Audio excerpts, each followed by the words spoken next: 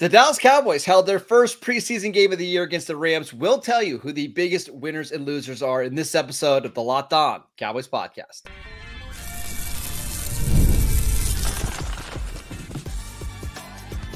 You are Locked On Cowboys, your daily Dallas Cowboys podcast.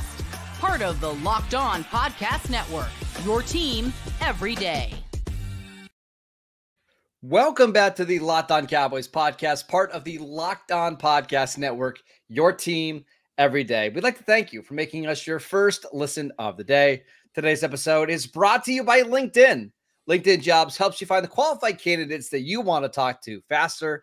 Post your job for free at linkedin.com/LockedOnNFL. That is linkedin.com/LockedOnNFL to post your job for free. Terms and conditions apply. Welcome back. I am your host, Marcus Mosher. You can follow me on Twitter at Marcus_Mosher.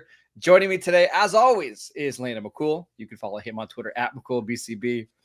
Landon, you know football is back because Cowboys Twitter is just overreacting to every single play and every single player. We are officially back, baby. Yes, overreaction season is back. And by overreaction season, I mean just the NFL season. Yeah. So I'm super excited because there's a lot to talk about, and obviously lots of hot takes to kind of break down. So let's get right into it. All right, let's talk about some of the biggest winners from the Cowboys-Rams preseason game. Yes, the Cowboys lost on the last second play to Stetson Bennett. Guess who cares? Absolutely nobody. So that's as much time we're going to give on to the final result because, as we know, the preseason results do not matter. But who were some of your biggest winners coming out of this game? Yeah, I mean, I think, let's start at the offensive line. I thought we saw a really good night from Tyler Guyton when he was out there. And I actually thought that Austin Richards looked really good. He ended up starting at left guard. And they kind of started the game early with a couple of run plays to kind of get things settled in. And I think it was two power plays back to back where they had both of those guys pulling and opening things up. I thought that was a really positive sign to see the run game working well early on. You got to see Rico Gathers. I mean, I'm going to keep doing that until he retires. Love it. I think we need to have like a punishment every time you say Rico Gathers. God, I need to add money to a fund or something. Rico Dowdle, I got I think it was a 9-yard run early in this game to kind of get things going and just kind of show a little bit of his ability to get skinny in a hole and get burst up the field. So I thought that the first positive thing that I noticed was in the run game, the fact that the Cowboys were able to get some movement out there and to see some of these young players being a part of that. And then on the defensive side, hard not to be excited about what you saw at the linebacker position, specifically at Overshown and Clark. I think you saw Mozzie Smith do some really, really great things early on, which was great. So I think for me, those are kind of the headliners. There's a lot of other stuff to kind of talk about, but obviously those are the things that pop off my head first. Who did you think was a big winner for you? Jalen Tolbert.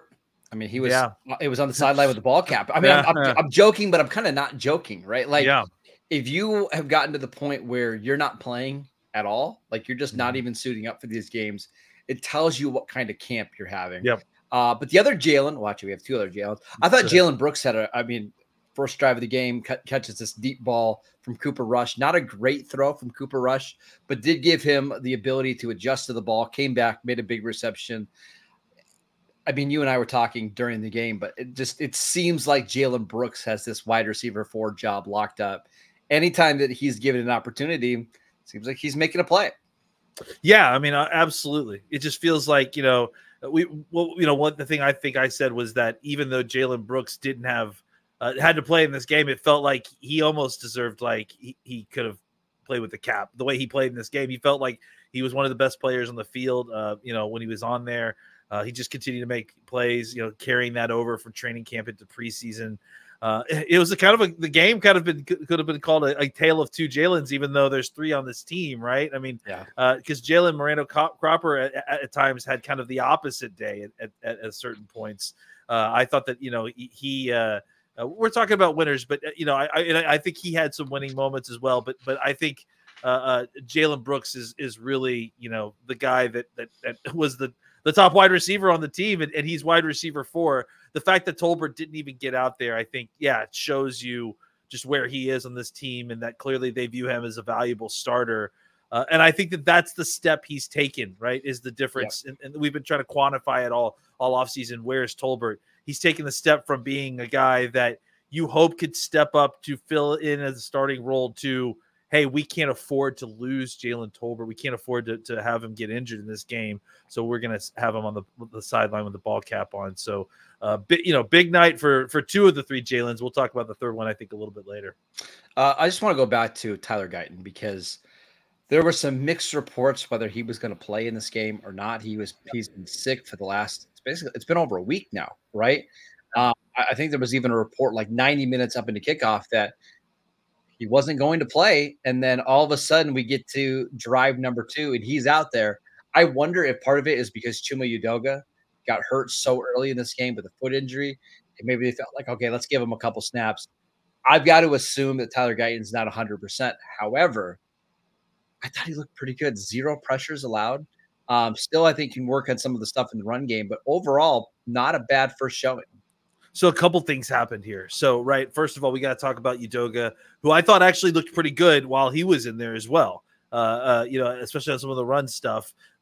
Struggled a little bit in some pass protection, but then ended up injuring his toe, it sounds like. We don't really know the severity of that, and that's going to be interesting to see, because if it's just a situation where he's out for training camp, that could be a positive thing, because you're going to get an opportunity to see a lot of reps from these other guys, including Earl Bostic, who played a ton this game and was kind of up and down. I ended up having to play on the right, ended up having to play on the right side where he was really, really down, because Let's Go ended up having to take an IV at halftime. So I think the fact that Let's Go had to take an IV at halftime, Bostic ended up having to swing out to right tackle. I think that meant that they had to put Guyton back into the game when they didn't necessarily want to, in order to kind of just get some snaps. And what did he do? I mean, he went out there and kicked everybody's butt and on every snap, especially that second round where he was really a step down in competition. He was clearly the cream of the crop. So, I think, but I will say that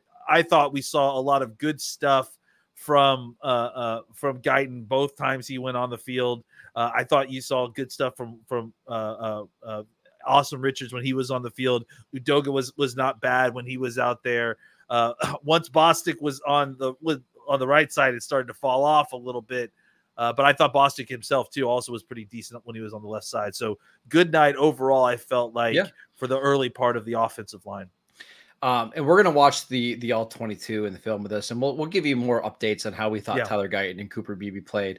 I've got some thoughts on Cooper Beebe. I thought he played better at left guard than he did at center, but again, I want to watch the All-22 before we kind of confirm that.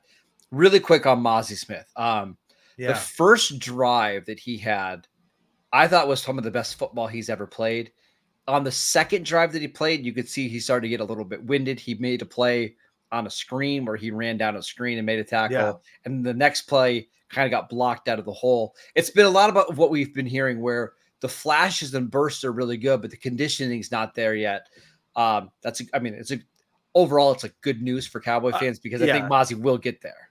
Yeah, I don't think this is a Mozzie effort problem with his conditioning, right? Like, he's coming off of a shoulder injury. He's having to try to gain weight, and that's the priority, right? To try to gain weight. So it's tough to gain a lot of weight and then, build up the endurance behind that all at once. So let's be patient a little bit with Mozzie. It's great. The flashes we saw, I think, portend a lot of really positive things for the regular season. So let's give him the opportunity to, build up the win to kind of play with it. I saw some people complaining that he wasn't playing more. Honestly, I don't know that you were going to get much better or more or even really development out of Mozzie more than what you saw. It's a gradual process that they need to do to build him, but he's well on his way. Clearly he has the skill set to do it, and that's the positive thing to pull out of tonight, I think. And we still have a month before the NFL season. I anticipate his conditioning being significantly better in a month, and I think it's going to be certainly a lot better by the time we get to October. Before we get into this next segment, I think it's important to know that, it's a month, and a lot of things can change for some of these players at a very quick pace. Just to keep that in mind for our next segment, I think, and that's something to throw out there. Yeah, let's talk about Trey Lance. So we're transitioning over to Trey Lance. Just Twitter's blowing up. I mean, people are just losing their minds about Trey Lance. Let's discuss in a rational way at least we'll try his performance next. This episode is brought to you by LinkedIn. When you're hiring for your small business, you want to have as many quality professionals available that are right for the role. That's why you have to check out LinkedIn Jobs. LinkedIn Jobs has the tools to help you find the right professionals for your team faster and for free. LinkedIn isn't just another job board. LinkedIn helps you hire professionals that you can't find anywhere else, even those who aren't actively searching for a new job, but might be open to the perfect role. In any given month, over 70% of LinkedIn users don't visit other leading job sites. So if you're not looking on LinkedIn, you're looking in the wrong place. On LinkedIn, 86% of small businesses get a qualified candidate within 24 hours. Hire professionals like a professional on LinkedIn. Post your job for free at linkedin.com/LockedOnNFL. That is linkedin.com/LockedOnNFL to post your job for free. Terms and conditions apply. Welcome back to the Locked On Cowboys podcast. We'd like to thank you for making us your first listen of the day. For your second listen, go enjoy the Locked On Fantasy Football podcast. Get daily insights to the best fantasy draft strategies so that you can win your league this season. Part of the Locked On Podcast Network, your team every day. All right, Landon, take a deep breath here. We're going to talk about Trey Lance, my breathing's fine here, but yeah. I think it's Twitter that clearly needs a deep breath, right? Some people believe this is the worst. I'm not making this up. Like, these are like big Dallas Cowboys, like beat reporters and writers who said this is the worst trade of the Jerry Jones era. This is worse than Drew Henson. I'm reading this right now. Worse than the Drew Henson trade, and that Trey Lance shouldn't make the 53-man roster. Now, how do you think he performed in this one preseason game against the Rams? Let's all just, first of all, just take a big step back, right? I think the real problem here is that most folks have not seen anything with Trey Lance yet. You know, and we've been talking all off season, like the spectrum of outcomes, because we just have no idea of where he is in his development, right? It's been a long time since we've seen him on the field. He's going through a complete footwork reworking, which I think is something to kind of keep in mind here. And, you know, before training camp started, we had not seen him in a Cowboys uniform, you know, like, so it's completely an unknown situation, right? So I think maybe part of the issue is that I've been seeing him out at camp. I've been seeing what he's been doing out at camp. And I think my expectations have been more properly calibrated at this point, that Trey Lance is like, I mean, let's just put this out here right now. I think Trey Lance has got an opportunity to grow a ton over the next month, but Trey Lance is not going to be, you know, if Trey Lance could push Cooper Rush for that quarterback 2 spot by the end of training camp, that would be fantastic. That would be a really, really fantastic goal for the end of this year. I don't even know that that's a realistic goal, but I think that that's a fantastic goal for where he is right now. I think that Trey Lance is still a year away from being a something in the NFL. But I think what people need to understand is that this is about getting consistency with new footwork. It's about finding accuracy while doing a new thing, and all while, you know, being under increasing speed of NFL games, from practice to preseason and then eventually to regular season games. But the point is that what he has physically and what he does, you know, when it's right, when it looks right, means that if he can find that consistency, if he can find the kind of you know, patience in his footwork that still exists even when he's, you know, when the play breaks down, because that's what's happening, right? Is like when it looks right, he's doing it right. But when it doesn't look right, it's because he's reverting back to what he used to do when he's under duress. He's not comfortable enough in his, or he doesn't trust his new technique enough to follow through on it. So, but once he does, like once it all kind of clicks into place, I think he can be a really good NFL quarterback.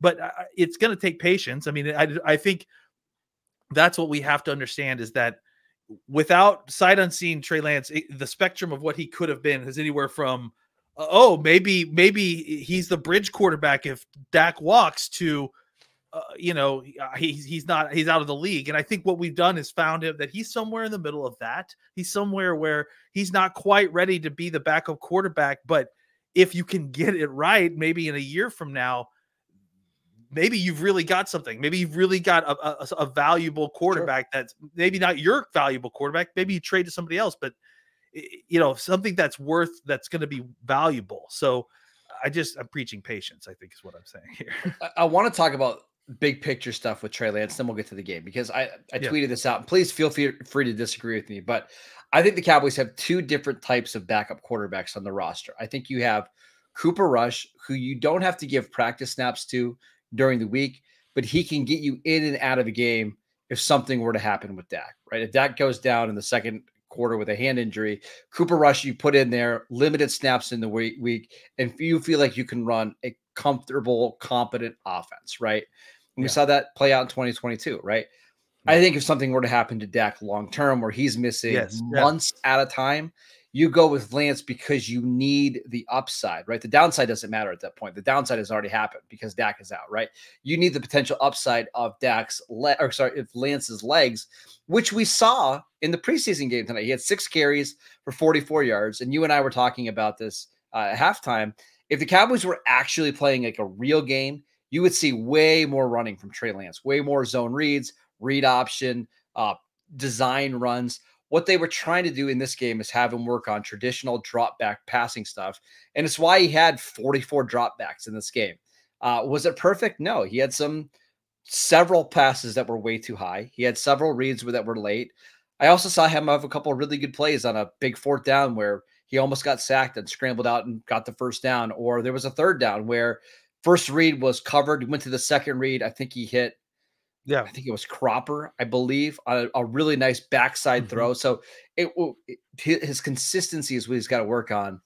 And the other thing is, Landon, here, what you want to see ideally from Lance is progression from preseason, game 1, game 2, game 3. It's no different than the Senior Bowl when we talk about these practices.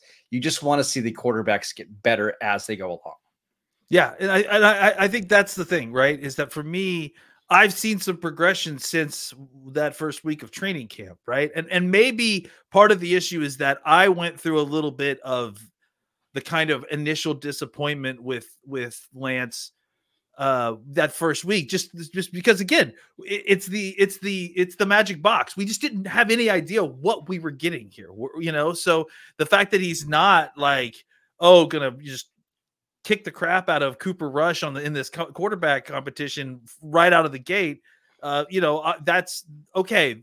Reset my calibrations and still understand that this guy's still a talented guy. Okay, I see it. Now I'm seeing, he's able to. It's not even just that he's a good runner. Like, he's able to navigate in the pocket. Like, he can break tackles. He's moving around in the pocket appropriately.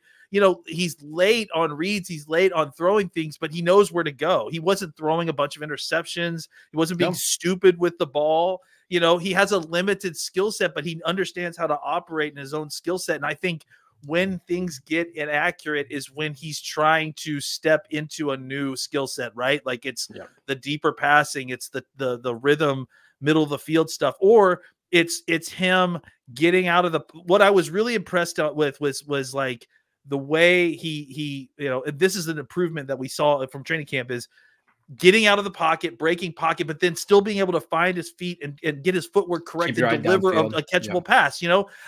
I think, someone was commenting, the accuracy isn't good enough to, for the wide receivers to catch the ball and get yak. And I think that's the next step, right? These are, people are all looking and seeing, these are the next steps that he needs to get to, but he's not there. And I will go back to what we all said, is that Trey Lance needs reps. Yes. He got a whole bunch of them tonight. He's going to get a whole bunch of them next week. He's going to get a whole bunch the week after that too. So he is going to grow in front of our very eyes, I think, in this next month. What we said, there's a good chance that he's going to throw more passes this preseason than he has over the last 5 years combined.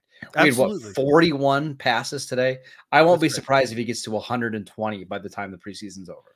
That's right. And I think we just need to kind of appropriately evaluate him for what he is. Yes. He is a developmental quarterback. He is not going to play hopefully he doesn't play at all this year. No, right? You don't want him to play them all. No. But maybe you see enough that you want to continue to work with him, and then you've got something, for the future for yourself or as a tradable asset. I think that's always been the case with Trey Lance is a buy low, sell high situation with a very young, talented quarterback who could very well put it all together. I also just want to say this. I don't know if this is a privilege or a torture device, but I had to watch almost every preseason game this week for the 33rd team, start to finish, Landon. Oh, I see what quarterbacks are playing that are the second, third, and fourth quarterbacks for teams. This is just kind of what it looks like when you're not a starting caliber quarterback across the league. Look at Stetson Bennett, who is the backup quarterback for the 49ers through 4 interceptions in this game today, right? Like he's probably going to be the Rams' backup or backup behind Jimmy Garoppolo, who's suspended for the first couple of games of the season. It's just kind of what it looks like if you're not a starting caliber quarterback. Yeah, you're kind of fighting uphill because of the functionality of what happens in the preseason. You're rotating guys in. You're not dealing with the same set of wide receivers, and he may not even be dealing with a lot of the same wide receivers that he practices with a lot.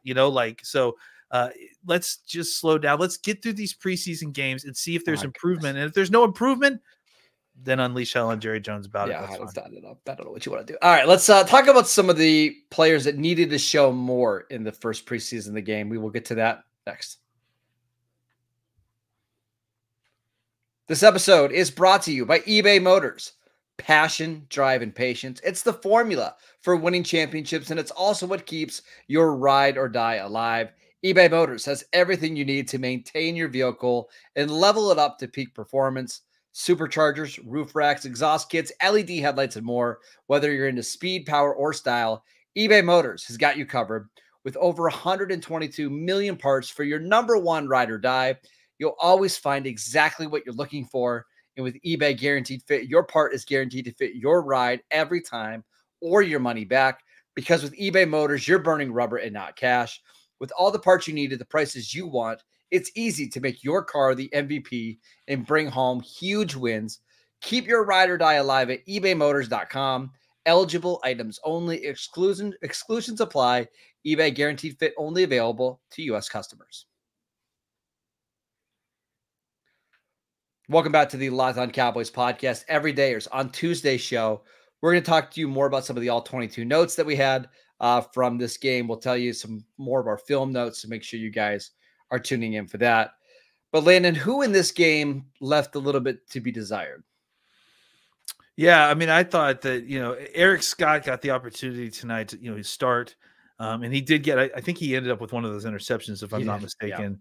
Yeah. But I mean, again, I think if that was the one that was basically, he almost got knocked over by, or maybe I'm thinking of the Bell interception, but either way, it was a rough night for him. There was a period in which he missed a key tackle that ended up turning into like a 20+ yard catch and run.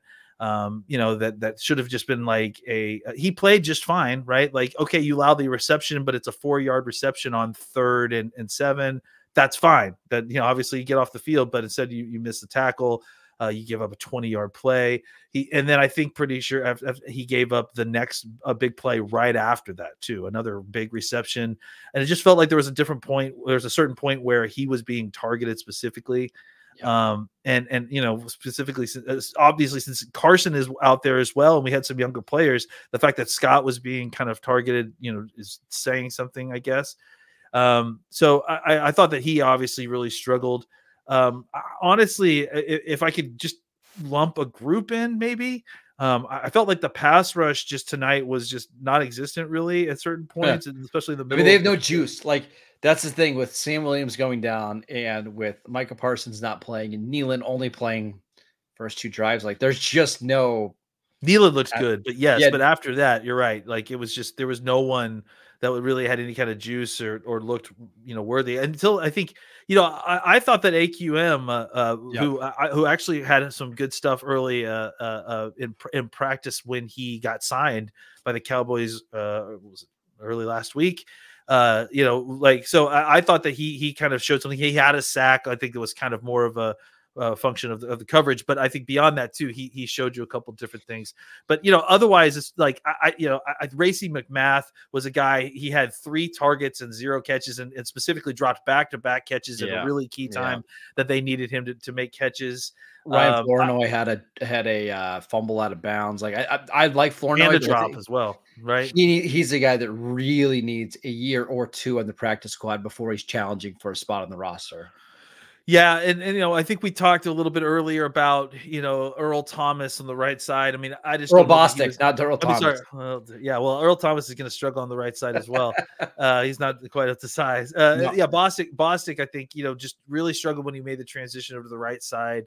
And I just think that I don't know I hadn't even noticed him playing on the right side in practice, so I think that was maybe an emergency situation, to be honest. So I'm trying to think. I got a couple more, please. My guy Matt Waletzko, it might be over. Yeah, I don't know, man. I was already kind of feeling about him going into this, because I just noticed him just kind of. It just feels like he's beat up a lot, and when he's not beat up, it's not good. Yeah. Ball also had some really bad snaps tonight, and so I noticed Josh Ball laying on the ground for like 4 seconds before he moved. Yeah, I mean the fact that